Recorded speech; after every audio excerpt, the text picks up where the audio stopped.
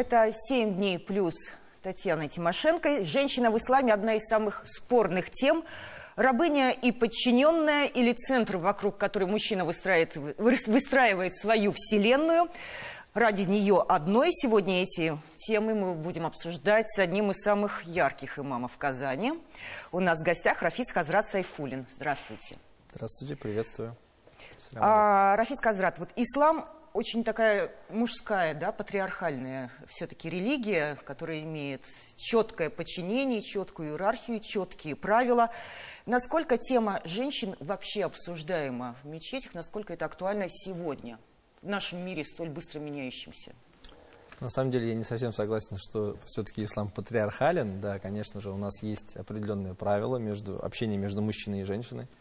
Но вот это вот клише, которое навешано было, наверное, еще в советское время, я не знаю, когда женщина не имеет никакого права, без ее ведома ее могут выдать замуж, там, она не имеет никакого голоса и веса в семье, это точно не про нас, точно не про нашу, скажем так, российскую ментальность. Может быть, где-то это еще осталось, но это не от ислама, это от традиций, скажем так, национальных каких-то местных традиций.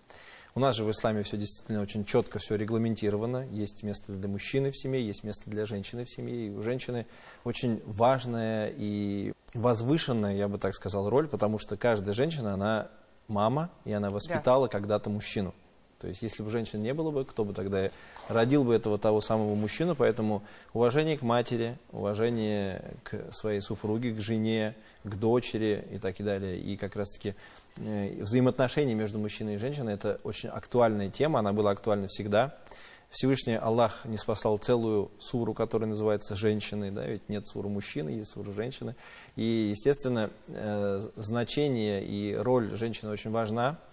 Но, к сожалению, как вы не скажете, да, бывают такие моменты, когда недопонимаем мы друг друга, потому что все-таки женщины и мужчины, они созданы немножко по-разному, и поэтому вот недопонимания такие случаются. Ну вот вы долгое время занимались своим блогом. Вы один из самых ярких таких вот блогеров религиозного толка.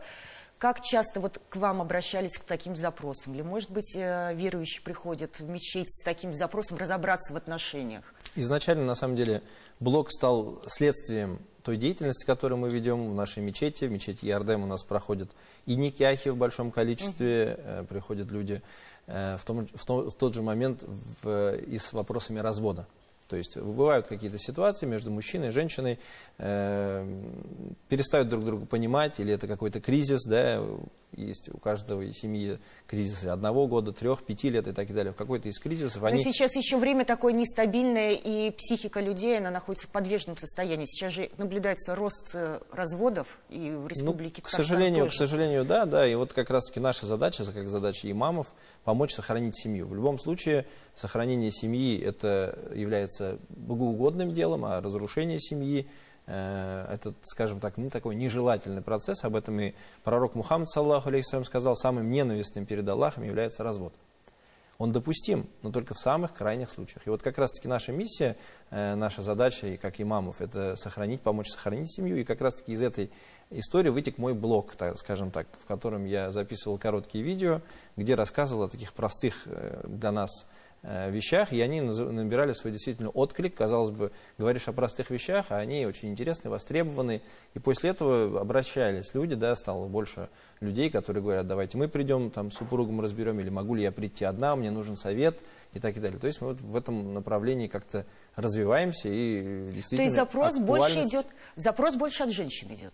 Конечно, это везде так. Это во всем, наверное, отношении у нас. И если брать конец 90-х, то и религиозными стали первые наши бабушки, абыстайлар, женщины. И психологию изучают в подавляющем большинстве женщин. И мужчины как-то и к религии как такой небольшой скепсис имеют. Да, я имею в виду о светских татарах, да, мусульманах, которые считают себя мусульманами, но при этом практиковать не спешат, например. Ну, женщины, они больше как-то раньше к этому ко всему созревают, и к психологии тоже они созревают раньше. Соответственно, и обращений таких к имамам, связанных с сохранением семьи, дать какой-то мудрый совет, наставление, обращаются чаще женщины. Знаете, мне понравилось, что мы выявили еще одну роль женщины в исламе, когда она приводит мужчину, да, за собой, наверное. Приводит мужчину за собой и в религию. Это не нужно как бы, что уж греха таить, там, например, у женщин, например, злоупотреблять алкоголем не принято как-то, да, ведь у нас вот женщины, они не употребляют в таком объеме, как мужчины, например. Поэтому трезвая женщина быстрее, скажем так, находит путь к Богу, чем нежели там, например, выпивающий какой-нибудь мужчина. Я так думаю, что это, наверное, и вредные привычки тут тоже играют свою роль, ну и вообще мама все-таки, женщина же, она еще и мама, она все равно остается примером для своих детей. Отцы как-то больше на работе, больше заняты заработком, а все-таки хранительница очага и, соответственно, духовный какой-то такой наставник, лидер для своих детей, все равно женщина. Поэтому я и говорю, что женщина это очень самый важный элемент семьи. Это не очень важный, это самый важный элемент семьи, потому что все крутится как раз-таки внутри семьи. Микроклимат в семье крутится именно вокруг женщин. Приходилось слышать такую, ну, может быть, народную мудрость или перефраз, что прости женщину один раз, и ты будешь 100 раз прощен. Вот верно ли это выражение? Ну, на самом деле, немножко, конечно, сложно. Вот я бы вообще этот вопрос мне вот сейчас даже прокомментировать нечего на самом деле, потому что настолько многозначно можно интерпретировать данное выражение. Она такая крылатая фраза, но ее каждый использует по-своему и как бы на свой лад. Поэтому мне сложно вот сейчас дать оценку. Мужчинам сложно признать себя неправым в отношении женщины? Вот прослыть, может быть, побояться прослыть подкаблучником, скажем так. Ну, это такая неприятная тема на самом деле, да, то есть это в общении между мужчинами такое, ну, скажем так, пренебрежение к тем мужчинам, которые слишком лояльны в отношении своих жен. Слишком галантный, слишком, может быть, на людях... Да, обходительный, мягкий. То есть проще пройти, чтобы вот она шла сзади, не наступала на тень ни в коем случае. Но это все-таки не с исламом связано. Я вот хочу как бы все равно ислам в этом отношении защитить, да, ведь отгородить, потому что все эти трактовки, это либо трактовки каких-то народностей местных, да, ведь каких-то традиций. В исламе такого нет. Женщина должна быть, наоборот, окутана уважением и помощью со стороны мужчины, тяжести не поднимай, сиди дома, не работай, я сам все заработаю, условно говоря, да, то есть по желанию женщина может развиваться, если она хочет, получать образование, какую-то найти интересную для себя род деятельности, например. Получать больше, чем мужчина. В том числе, так оно и происходит. Это и такая, скажем так, проблема насущная века, то есть, что не века, но последнего десятилетия точно. Этого и боятся, что ли, как будто мужчины, такое ощущение, потому что раньше женщины все-таки сидели чаще всего дома, воспитывали детей было много, 3, 4, 5 и так и далее. Сейчас женщина рожает 1-2, они быстро очень становятся школьниками, студентами, и как будто бы уже в 35-40 лет женщина рожать больше уже и не хочет, но в то же время хочет как-то развиваться, и дома сидеть ей становится скучно. Она идет, получает 1-е или 2-е, 3-е высшее образование, начинает увлекаться какими-то новыми направлениями и начинает зарабатывать деньги. И она сначала столько же, сколько муж, потом иногда и больше. И мужику уже намного сложнее в семье стучать кулаком по столу, который купила жена, да, ведь, например. Да, конечно. Жена на свои деньги купила этот стол, как ты по нему стукнешь. Поэтому вот тут такая ситуация и возникает, и мужчины немножко побаиваются вот этой женской активности и стараются всячески, скажем так, процесс вот этого женского восхождения, не знаю, она остановить.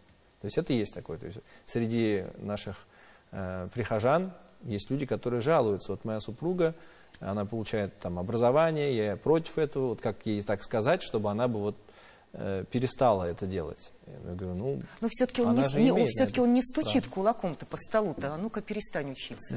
Все-таки как бы мне вот намекнуть. Ну, вообще, на самом деле, вы же знаете, что агрессия, она порождает агрессию, грубость. Соответственно, это такой тупиковый вид развития, когда если все-таки мужчина не пытается найти компромисс, или женщина не пытается найти компромисс, но в результате лбами все равно столкнутся, и неминуемо это приведет к разводу. Поэтому умный, мудрый мужчина, конечно же, найдет и постарается понять, а почему же вообще у жены такие запросы? Почему ей там скучно в 4 стенах в течение целого дня дожидаться его дома, там, да, ну, сварил ты еду, убралась в комнате, там, в квартире. Ну, а дальше-то что? Женщине хочется развиваться, становиться умнее, красивее. Сейчас женщины занимаются спортом, активно посещают, там, не знаю, фитнес-клубы какие-то и так далее. Я не вижу в этом ничего такого предосудительного, если это не выходит за рамки шариата, скажем так. Если фитнес, то раздельный, пусть для женщин. Если обучение, то пусть оно тоже будет в рамках шариата. Если работа, то тоже там либо надомная работа. Есть много онлайн возможностей сейчас и преподавать, и языки изучать, и эти же языки, например, то есть передавать другим знания какие-то. Это все возможно либо надомно, либо в женском коллективе. Я думаю, что мужчины-мусульмане, которые знают свою религию, которые уважают своих жен, не будут вот так просто оголтело стучать кулаком по столу и говорить: а ну-ка ничего не делай. Но, к сожалению, такие, скажем так, грубые прихожане тоже встречаются. Да. А вот какой совет им можно дать? Приходить, читать, больше разговаривать с имамом на эту тему? Вопрос от зрительницы на самом деле. У нее муж отмечает праздники, читает Коран, но вот тем не менее вот в семье проявляет грубость, неуважение. Она хочет семью сохранить, но она не знает, она зажата, она не знает, что с этим делать. На самом деле, когда мы разбираем семейные вопросы, никогда не бывает, что виноват только один. Вот сказать, что да, муж только виноват, а жена абсолютно права. Нет, такого редко бывает, что именно вот так. Бывает, что и у женщины есть какие-то, скажем так, вещи, моменты, над которыми стоит поработать, на которые стоит обратить внимание. Почему же муж так себя ведет? Редко, когда бывает, что вот прямо идиллия, и вдруг резко мужчина стал... Когда-то ведь они любили друг друга, эти люди. Да, и где вот как раз-таки тот самый, скажем так, краеугольный камень, который вот их семью, их союз двух любящих людей как-то вот так сотряс таким испытанием, после которого ни один из них не восстановился. К этому нужно вернуться. К вот этому краеугольному камню, к тому конфликту или какой-то теме, которая их друг с другом рассорила. Поэтому здесь нужно посмотреть на обе стороны, что скажет женщина в этом отношении, что скажет мужчина. Вот. Но если возвращаться к данной конкретной ситуации, женщине нужно посоветовать не терять надежду на сохранение семьи и найти какие-то способы понять мужу, что же он вообще от нее на самом деле хочет. Потому что мужчине зачастую не хватает там какого-то элементарного. То есть мужчина бывает устроен намного проще, чем женщина. Да. Ему, может быть, что-то не хватает в одном или в другом, может быть, там какие-то вопросы, связанные с бытом, просели, с едой, с постелью и так далее. Может быть, какие-то только элементарные, простые вещи, если этому мужчине дать, вернуть в семью, то и проблемы, может быть, это и не будет. Но и мужчина тоже должен в этот же момент работать. То есть нельзя сказать, что да, во всем виновата там женщина, и она должна там на себя брать, ответственность нести. Нет, мы должны посоветовать этой семье, чтобы они обратились либо к имаму, либо к психологу. Желательно, чтобы психолог был тоже с религиозным образованием. Раз этот мужчина, скажем так, вы говорите, читает Коран, верующий человек, значит, ему было бы комфортнее, наверное, общаться с тем человеком, который в теме, который знает ислам, который изучает его, или сам является практикующим мусульманином. Благо, что сейчас у нас количество, скажем так, религиозных психологов, оно увеличивается из года в год. То есть есть и женщины-психологи, которые имеют религиозное образование и практикуют. Это при мечетях? Или... Есть и имамы, которые переквалифицируются или дополнительно к своей имамской деятельности также овладевают навыками психолога. Это не при мечетях, это как-то индивидуально происходит. Да. Человек хочется, он обучается, и он уже после этого как-то может удовлетворить потребности как религиозные какие-то запросы, так и в психологии немножко хотя бы разбираться. Я вообще считаю, что на этапе образовательного процесса в медресе, когда имам становится имамом, мне кажется, что хотя бы семейную и детскую психологию изучить надо, необходимо. Да, потому что потом уже постфактум мы это уже через какой-то опыт, через какие-то десятилетия догоняем, наверстываем вот это, а можно было бы уже на выходе из медресе получать специалиста, который разбирается и в религии, и в то же время разбирается в каких-то элементарной какой-нибудь, то есть психологии отношений между мужчиной и женщиной. Потому что то, как написано в Коране, это все, конечно, истина, хадисы пророка, это все истина, но вот ложатся они только на здоровых людей. Если человек травмирован, где-то у него там неполноценная семья, воспитывался без отца, или там была, наоборот, скажем так, мать такая, которая контролирующая, то он потом уже замещает все свои травмы на своей бедной жене, которая вообще как будто бы и ни при чем, но ей вот это вот бремя приходится нести. Она не понимает, почему он к ней так относится, а это все родом из детства, из тех каких-то моментов, которые были с родителями. Эти прошлые истории прорабатываются, и человек уже хадисы пророка, аяты священного Корана начинает понимать и применять совсем по-другому, правильно. До этого он их искаженно как-то применял на свой лад, как бы паразитируя даже на этом немножко, да, ведь, то есть он какие-то манипуляции производил, да, ведь у нас есть такой очень интересный хадис, в котором говорится, что довольство Аллаха кроется в довольстве мужчины. Ну, чем не подарок, да, для мужика? То есть для того, чтобы сказать, если ты мною не будешь довольна, то тобой не будет доволен Аллах. Текст действительно есть, но при этом, при всем, нужно понимать место употребления этого слова, ко времени должно быть, и не вот так вот, что ты постоянно каждый раз, на каждую, там, условно говоря, мелочь, там, жена как-то неправильно протерла стол, а ты говоришь, вот из-за того, что ты стол неправильно протерла, я тобой недоволен, и тобой будет... Ну, то есть это вот уже такое религиозное давление, манипуляции, и женщина начинает думать, а в чем же я тогда не права? Вроде и намаз совершаю, и платок ношу, и детей всех обстирываю, там, одеваю, обуваю, там, я не знаю, кормлю, но вот муж мной постоянно недоволен. А мужчина просто хронический такой человек, которому сложно или даже невозможно угодить. Пусть он будет менять одну, другую, третью жену, и всеми он будет недоволен, потому что проблема кроется не в женщинах, а проблема кроется в мужчине. То же самое и в женщинах бывает. Бывают женщины, которые разводятся с одним мужем, с другим мужем и не может найти то, что хотела. Значит, нужно смотреть в основу ее проблем. Почему же она вот этими своими мужчинами недовольна?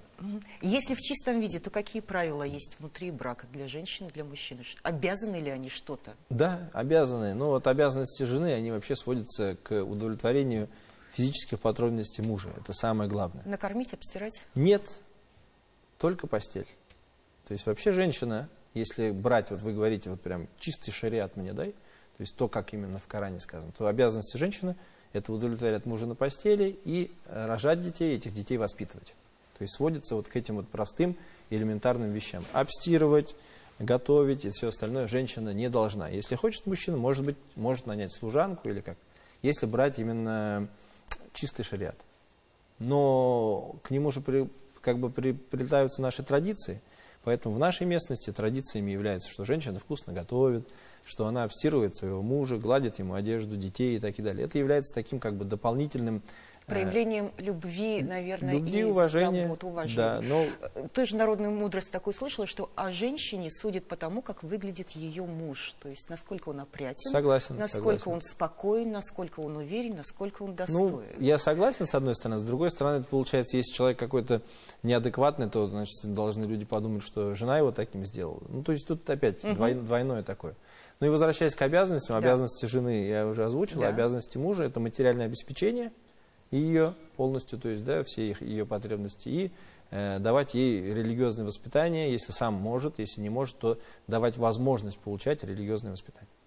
То есть воспитание, образование, это тоже является таким нормой, является обязанностью для мужчины, то есть предоставлять возможность для развития женщины.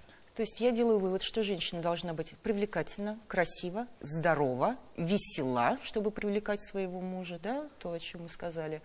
И плюс она должна еще развиваться. Должна? Нет. Я говорю о том, что если... Муж должен дать ей это развитие. Дать возможность развиваться, если женщина этого хочет. Как вот поливать цветок, да, вот, чтобы он рос. Абсолютно верно, да. Хорошая аналогия с цветком, потому что все-таки наша... Задача мужчины – создать условия для того, чтобы женщина как-то могла чувствовать себя комфортно. Мы же знаем, что если не удовлетворены самые основные потребности, безопасность, женщина находится в страхе, женщина находится под постоянным давлением и так далее, какое там развитие, о каком развитии может идти речь. То есть эти все вещи возможны, то есть такие дополнительные, скажем так, рост, дополнительное развитие возможно только тогда, когда у нее тыл как бы спокоен, она знает, что у нее есть что на завтра поесть, что дети у нее одеты и обуты, что у нее безопасность есть какая-то, что мужчина не придет там, не побьет ее и так далее. После этого уже начинаются мысли, а не изучить ли несколько иностранных языков, не пойти ли там на какое-то дополнительное образование, не заняться ли там фитнесом, спортом и так далее. Наши мамы с вами даже и не, скажем так, могли мечтать о том, чтобы там ходить на, там, ну я не знаю, может быть, как вы правильно объяснить? То есть времена были не те. То есть вот я рос, я помню, как тяжело доставались какие-то простые вещи, которые сейчас доступны. Там, одежда, обувь сезонная, там, не знаю, продукты питания и так и далее. Там стояли в очередь там, за талонами, вот это вот, да, 90-е годы. Это все тогда кто мог подумать о том, что будет какое-то развитие, дополнительные какие-то там коучинги, дополнительные там посещение личного терапевта еженедельные и так и далее. Времена были не те, а до этого были еще хуже времена, там война была и так далее. Поэтому, в принципе-то, говорить о феномене, скажем так, развивающейся женщине нам приходится только в наших сегодняшних реалиях.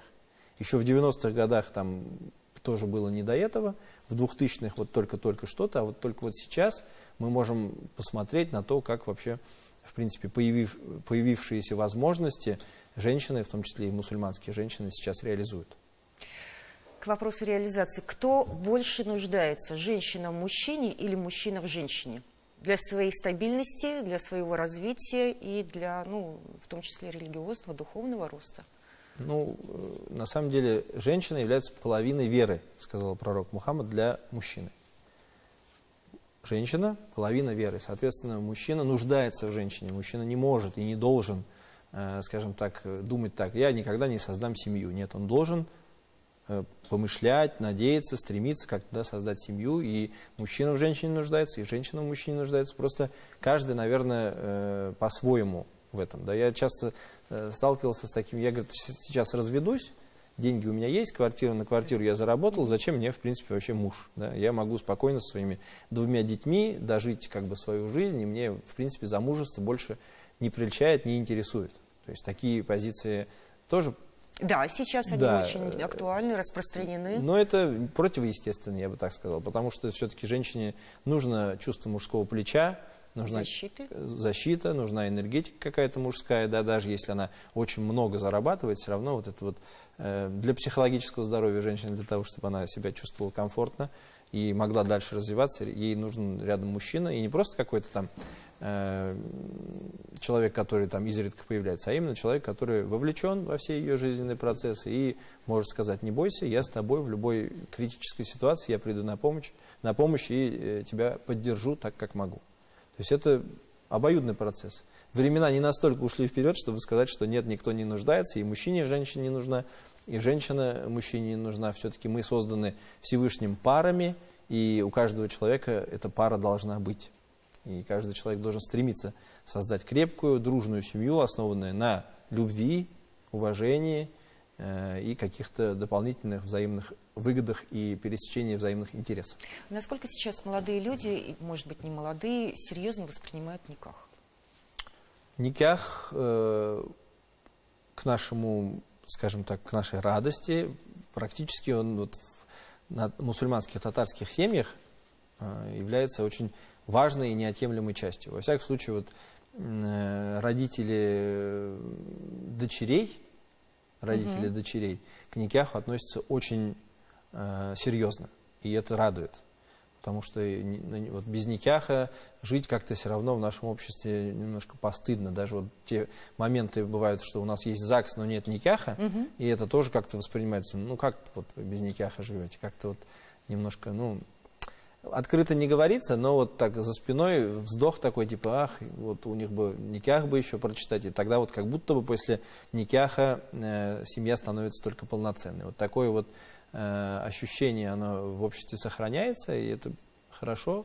Ну, родители дочерей, вы сказали, да? Невест. Да. Тут все-таки, да, надеются люди, что это серьезный выбор, что дочь теперь под защитой, она в новой семье, у нее будет свет.